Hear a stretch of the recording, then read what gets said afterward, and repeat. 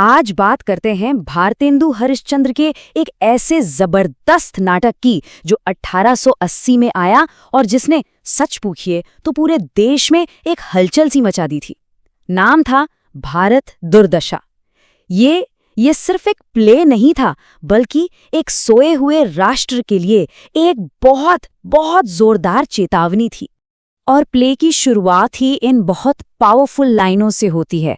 जरा सोचिए, 19th century में लोग इसे सुन रहे हैं, तो ये कोई एंटरटेनमेंट नहीं था, ये एक तरह का इंटरवेंशन था। ये शब्द ना सीधे दिल पर चोट करते थे और एक ऐसा माहौल बना देते थे जिसमें बहुत गहरा दुख था और एक अर्जेंसी थी कि कुछ करना होगा। तो इस कमाल के नाटक को ठीक से समझने के लिए हम इसे 6 हिस्सों में देखेंगे। पहले बात करेंगे एक राष्ट्र की चेतना की, फिर दर्द का एक चित्र देखेंगे, बुराई की सेना को समझेंगे, बचाने की एक नाकाम कोशिश पर नजर डालेंगे, फिर आएगा अंतिम झटका और आखिर में बात करेंगे कि ये आज भी इतना रेलेवेंट क्यों है। तो चलिए पहले हिस्से से शुरू करते हैं, एक राष्ट्र की चेतना। भाई, ये समझने के लिए कि ये नाटक इतना पावरफुल क्यों था, हमें थोड़ा समय में पीछे जाना होगा, 1880 के भारत में। सोचिए, एक ऐसा देश जो अभी अभी एक बड़े विद्रोह की राख से उठा था और अपनी एक नई पहचान खोजने की कोशिश कर रहा था। और देखिए इसकी टाइमिंग कितनी कमाल की है। ये लिखा गया 1857 के संग्राम के ठीक बाद, लेकिन इंडियन नेशनल कांग्रेस बनने से ठीक पहले। तो भारत दुर्दशा उस दौर में एक बहुत मजबूत कल्चरल आवाज बनकर उभरा, जब पॉलिटिकली एक खालीपन सा था। कह सकते हैं कि ये इन दो बड़े माइलस्टोन्स के बीच एक पुल की तरह था। और पता है, यही बात इस नाटक को हिंदी लिटरेचर में बिल्कुल यूनिक बना देती है। इसे राष्ट्रीय चेतना मतलब नेशनल कॉन्शियसनेस से इंस्पायर्ड पहला हिंदी नाटक माना जाता है। भारतेंदु सिर्फ कोई कहानी नहीं सुना रहे थे, वो तो एक बिखरे हुए समाज को ये यकीन दिलाने की कोशिश कर रहे थे कि वो सब एक राष्ट्र हैं और सबकी किस्मत एक दूसरे से जुड़ी हुई है। अच्छा, अब आते हैं दूसरे हिस्से पर, और ये हिस्सा सच में इस नाटक का दिल है। भारत का मानवीकरण एक ऐसे हीरो के रूप में जो तकलीफ में है। मतलब इस नाटक का जो हीरो है वो है भारत खुद, एक ऐसा कैरेक्टर जो कभी बहुत शानदार, बहुत गौरवशाली था, लेकिन अब एक वीरान सी जगह पर कमजोर, डरा हुआ और बेहोश पड़ा है। ये एक जीनियस थिएट्रिकल डिवाइस है।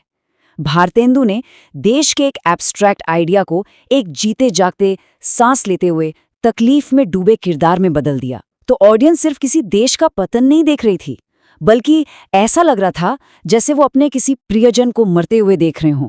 और इससे ये नाटक बहुत ज्यादा पर्सनल और दर्दनाक बन गया। और ये भारत के अपने शब्द हैं जो वो कहता है।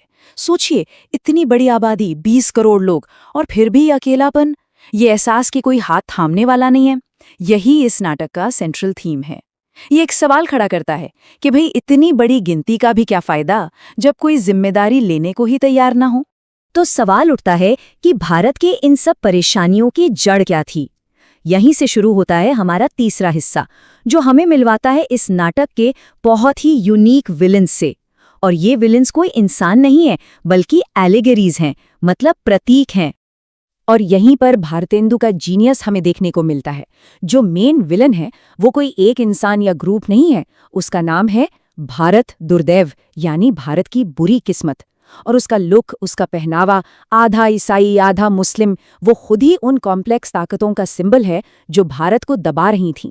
मतलब बाहर से अंग्रेजों का असर और अंदर से समाज का अपना बंटवारा। और इस विलन का एक सेनापति भी है, सत्यनाश फौजदार। और वो किस चीज की सेना का लीडर है? जाति का बंटवारा, धर्म के नाम पर झगड़े, बाल विवाह, मतलब हमारी अपनी सामाजिक बुराइयां। ये बहुत बड़ा फर्क है। देखिए, भारत दुर्दैव अगर बाहरी खतरा है, तो सत्यनाश फौजदार वो अंदरूनी ताकतें हैं जो देश को अंदर से खोखला कर रही हैं। भारतेंदु साफ साफ कह रहे थे कि हमारी लड़ाई सिर्फ अंग्रेजों से नहीं है, हमारी लड़ाई तो अपनी ही सामाजिक बुराइयों से भी है। और इस सेना में कौन कौन है? रोग है, आलस्य है, मदिरा यानी शराब है, अंधकार यानी अज्ञान है, महामारी है, टैक्स है। ये सब जीते जागते किरदार हैं। एक एक करके स्टेज पर आते हैं और बताते हैं कि वो कैसे भारत को बर्बाद कर रहे हैं।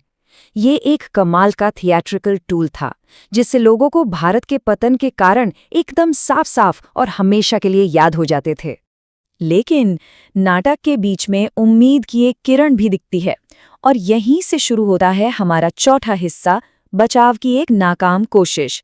इसमें कुछ सुधारक हैं जो हालात को ठीक करने की कोशिश करते हैं। तो होता यह है कि 7 सभ्यजन यानी पढ़े लिखे समझदार लोग एक साथ आते हैं एक सॉल्यूशन खोजने के लिए। इनमें एक कवि है, एक एडिटर है, एक बंगाली है, एक महाराष्ट्रियन है। ये लोग उस समय के जो पढ़े लिखे इंडियन इंटेलेक्चुअल्स थे उनको रिप्रेजेंट करते हैं। वो बहस करते हैं, प्लान बनाते हैं, मतलब ऐसा लगता है कि देश के बेस्ट माइंड्स एक साथ आए हैं देश को बचाने के लिए। और तभी कहानी में एक हार्ट ब्रेकिंग ट्विस्ट आता है। उनकी सारी कोशिशों पर पानी फिर जाता है जब सिर्फ एक किरदार आता है जिसका नाम है डिसलॉयल्टी यानी गद्दारी, और वो उन सबको गिरफ्तार कर लेता है। सोचिए, इतने अच्छे इरादे, इतनी दिमागी ताकत, सब एक ही चीज से हार गए, अंदर की गद्दारी से। भारतेंदु का मैसेज एकदम साफ था कि एकता और सुधार के सबसे बड़े दुश्मन अक्सर हमारे अपने ही बीच होते हैं। और अब हम आते हैं 5वें हिस्से पर, और इस नाटक के सबसे शॉकिंग, सबसे कंट्रोवर्शियल क्लाइमैक्स पर। एक ऐसा क्लाइमैक्स जिसने उस जमाने में दर्शकों को एकदम सुन कर दिया था। तो आखिरी एक्ट में एक नया किरदार आता है, भारत भाग्य। और ये किरदार जो बेहोश और पैसिव पड़ा हुआ भारत है उससे एकदम उल्टा है। भारत भाग्य एक्टिव है, वो लड़ता है, वो देश के पुराने गौरव को याद करता है और वो बेहोश पड़े भारत को जगाने की जी जान से कोशिश करता है। और फिर आता है वो पल जो सबको हिलाकर रख देता है, जब भारत भाग्य यानी उम्मीद का वो आखिरी प्रतीक देश को अपनी गहरी नींद से नहीं जगा पाता तो वो हार मान लेता है और स्टेज पर सबके सामने खंजर से अपनी जान ले लेता है। जरा सोचिए, उस समय की ऑडियंस के लिए ये देखना कितना ज्यादा डेवस्टेटिंग रहा होगा। तो सवाल यही उठता है कि क्या ये नाटक पूरी तरह से निराशा, होपलेसनेस का मैसेज देता है? जाहिर है हर देखने वाला यही सोच रहा होगा कि अगर उम्मीद नहीं खुदकुशी कर ली तो अब बचा क्या है? क्या भारतेंदु बस ये कह रहे थे कि भाई अब सब खत्म हो गया? बिल्कुल नहीं। और यही तो इस नाटक का असली जीनियस है। वो जो आत्महत्या थी वो निराशा का काम नहीं था, वो तो ऑडियंस के लिए एक शॉक ट्रीटमेंट था। ये इंडियन थिएटर में प्रोटेस्ट करने का एक नया, एक बहुत बोल्ड तरीका था। भारतेंदु असल में ये कह रहे थे, देखो अगर तुम लोग ऐसे ही सोते रहे तो यही होगा, तुम्हारी किस्मत ही मर जाएगी, अब उठो और कुछ करो। और यही बात हमें हमारे आखिरी हिस्से तक ले आती है, आज की प्रासंगिकता। सवाल ये है कि 19वीं सदी का ये नाटक आज करीब 150 साल बाद भी हमारे लिए इतना इम्पोर्टेंट क्यों है? क्योंकि जिन बुराइयों को लेकर भारतेंदु ने आगाह किया था, याद है वो सत्यानाश फौजदार की सेना, वो आज भी हमारे समाज में कहीं ना कहीं मौजूद हैं। चाहे वो सामाजिक बंटवारा हो या फिर आलस्य और अज्ञानता, ये वो लड़ाइयाँ हैं जो हर जेनरेशन को लड़नी पड़ती हैं। इसीलिए इस नाटक की जो जगाने की पुकार है वो टाइमलेस है। तो सबसे बड़ी बात जो हमें समझनी है वो ये है, भारत दुर्दशा का मकसद हमें निराशा में डुबोना नहीं था। ये दुख को एक टूल की तरह इस्तेमाल करता है ताकि हम एक्शन लें। इसका मकसद हमें जगाना है, हमें तोड़ना नहीं। तो हम इसी एक सवाल के साथ इस चर्चा को खत्म करते हैं।